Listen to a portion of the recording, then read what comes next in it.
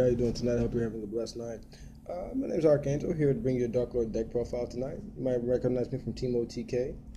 My name's Ed, in real life. Yeah, I'm just trying to get a little solo thing started, bring a little bit more exposure to my team.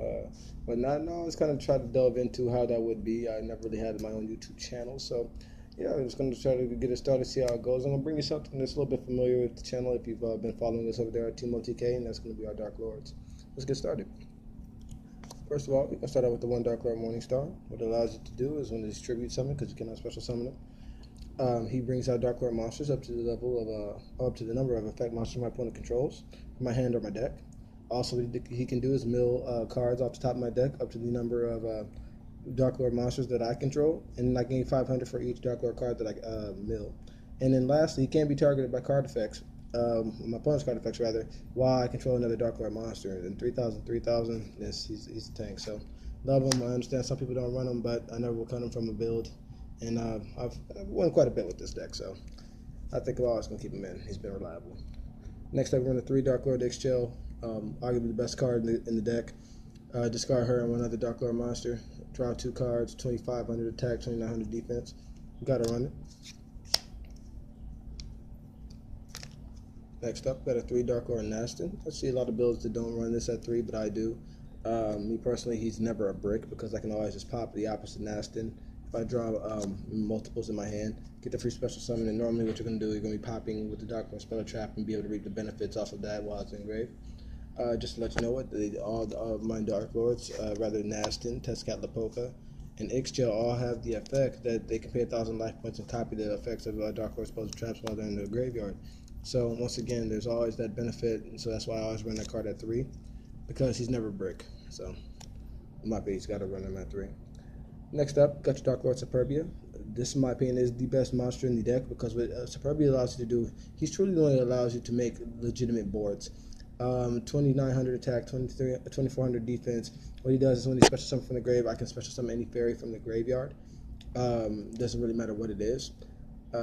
Darklord Superbia is really what allows the deck to have that legitimate consistency, that recursion. And he's level 8, so he's a trade-in target. Got to run him overall at 3, in my opinion.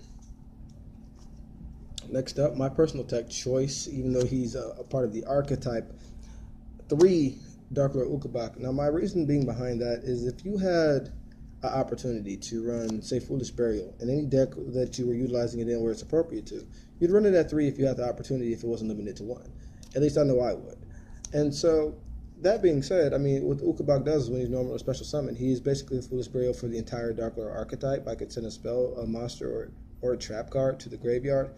He's level 3. He's a normal summon, which is something that the card, there's something the deck really direly needed. And he's also a virus target. We'll get into that a little bit later. And him being level 3 allows me to get access to my rank 3 pool. He's just a great overall card, something that I feel the deck really needs to get to that next level of competitiveness and adds that truly an extra level of consistency to the deck. So obviously, like I said, who wouldn't run 3 Foolish Burials? So 3 Ukabak for me. Next up, run the double Tezcatlipoca. What he does, he allows me to discard him, and I can save my Darklords from destruction. And what's really good about him is he's not just a 1 Darklord save, he can save an entire field. And 2,800 attack, 2,100 defense also as well. Great body on the card. Obviously has the same effect of all my other Darklords that they can pay 1,000 life points, copy the effect of a Darklord Spell Trap, but not the cost of the card. In my graveyard, send it back to my deck, and then you'll be able to utilize that effect as their own effect on field. Excellent card altogether, especially in a day and age in the game where board wipe is so prevalent. To me, two Tezcat is integral. At least run the 1. I'm even thinking about bumping him up to 3. He's just been that good for me. So yeah, it's Tezcat for me. Next up, got the 1 Darklord Zerato. What he does is discard 1 card, and then I can nuke my opponent's monsters on the field. He's destroyed at the end phase though, but what's sometimes Tezcatlipoca comes in handy while I have him in hand when I utilize that effect. And when I do that, I'll pitch Tezcat to keep him from being destroyed. But yeah, 2,800 attack, 2,300 defense, able to nuke an entire side of my opponent's monsters board. I mean, excellent card. I was originally running him at 2, but I found him to be a little bit too cloggy, obviously, because I couldn't always get him out of my hand or get him into a good play. He also does have a secondary effect where if I have three or more dark monsters with different names, I can get him out using one tribute.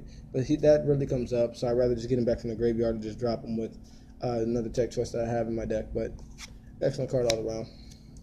Finally, to round up my Darklord monsters, I got the one Darklord August. Some people I know don't like this card who are utilizing Darklords, but just hear me out. He's a one card out to your Christia, just in case you need to out your own Christia. And also his effect to discard himself and another Darklord card to retrieve a Darklord card from a graveyard does come up sometimes. It really does, and trust me. So to me, I think he is kind of a must because he allows you to break your own setup if you need to. So if it's something you really need to do, then yeah, I think you just really need to run the card. And then lastly, for our monsters, we're going to have the three Darklord Christia. Once again, if you don't know what Christia does by now, you haven't been playing Yu-Gi-Oh! If you have 4 fairies exactly in graveyard, you can just special summon your Christia, pick up a free fairy from your grave, and then 2,800 attack with 2,300 defense. And then what he does is stops all special summoning on the field. That's pretty much GG for your opponent. I mean, they have to have an immediate out, or they pretty much are going to throw it in the game to you. Christia is just too strong. It's been a powerhouse for many, many years in the game, and will probably continue to be for the foreseeable future. I'll round up my monsters. That's 20 monsters for you, just in case you want to know. Next up, I'm going to get into our spells. So it's got 3 Banishment of the Darklord, and then 3 Darklord Contact. So what Banishment does is allows me to search for any Darklord card in my deck. Once again, this card is completely busted, but it's something that the deck needs. And then what the Contact allows me to do is reborn any Darklord monster in my deck. Not in my deck, but rather in my graveyard. I love to use that in tandem with Superbia because it basically gives me a 2-for-1. And it really, I love the combo where I'll have Superbia engrave, and then what I'll do is I'll revive it with Contact, and then bring back a Christia that was already engraved as well, or really any other Darklord for that matter. But that's where we're going to show you that those 2 cards really, between Contact and Superbia, really allow you to establish your boards. So once again, gotta run them in 3s. I sometimes see players run them in 2s just to make room for other cards, but in my opinion, I'd rather just run the archetype cards because they're just way too broken. Getting into my consistency engine, got the 3 trade-in, and then we have the 2 Allure of Darkness. I like the 3-2 split because with the Allure, though I see a lot of people run 3 Allure, which is understandable, by the time you see the 3rd one, you end up banishing something that you just don't want. At least that's what happens with me.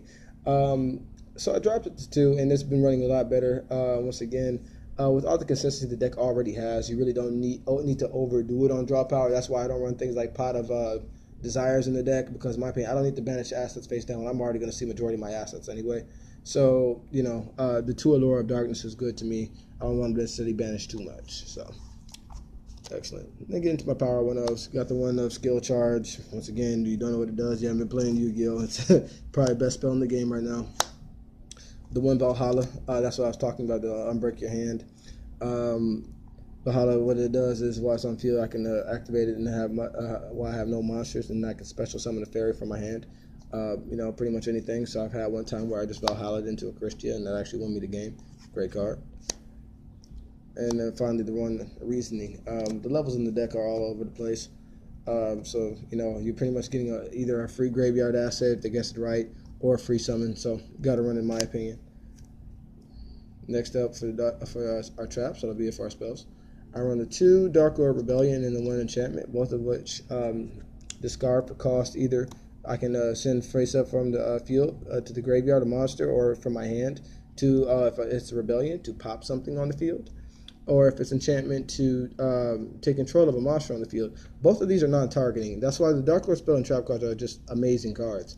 I used to think Enchantment was pretty bad before Link format, but now that we're into Link format, it's just so good because I can just take what they want and make a deco talker out of it, or take what I want and make a deco talker out of it. So it's a really good play. Getting up to next, we have the double Full Force Virus Broken, and then the 1 Eradicator Epidemic Virus. Anytime I see these cards, I pretty much win. Full Force, basically what you do is you attribute a dark monster with 2,000 or more defense, check my opponent's hand for the next 3 turns. And all cards that they draw for the next 3 turns, and if it's a monster with 1,500 or less defense, it's destroyed. And then Eradicator Epidemic Virus, the only thing I have to do is send a monster with 2,500, dark monster rather, with 2,500 or more attack, and then I can guess spell traps. and what it does is it eliminates those cards for up to 3 turns, whatever I guess. So it got to run that package, in my opinion. It's just too accessible. And finally, I run 2 back to the front because it allows me to get pretty much anything back for free. Especially like Christie on my opponent's turn, that was hilarious. I've had that happen more than once. So this has been a great addition to the deck. That rounds up the deck. That's 42 cards. Then finally for the extra deck, I run the one, Super Cannon Redknot, Gustav Max, Super Dreadnought, Rail Cannon, Gustav Max, steals games. Run the one Dora. I get into the 8s pool, the one Zombie Stein, the one Heliopolis, never really go into that. One Lancelot, actually might bump Lancelot up to 2. Run the one Galaxy House Tachyon. Run the one Full Armor Photon. One Cypher Dragon, still good even in this format. Hull Partner is still broken. Then we run a little bit of a Dante package there with the Dante and the Beatrice for our rank 3 pool. Rounding that off with one Break Sword, obviously, because you can make it, and one Nightmare Shark because it'll steal you the game. And then finally one Leviair for my 3s because, if I banish my Uka back, get it right back. And then finally with my extra deck, one Decode Talker, so I can kind of open up a little bit of space just in case I want to go in my extra deck more. Yeah. Guys, that'll round off my deck profile. Appreciate you sticking with me. And once again, have a blessed night. Put God first, guys, and remember He's working for you. Amen.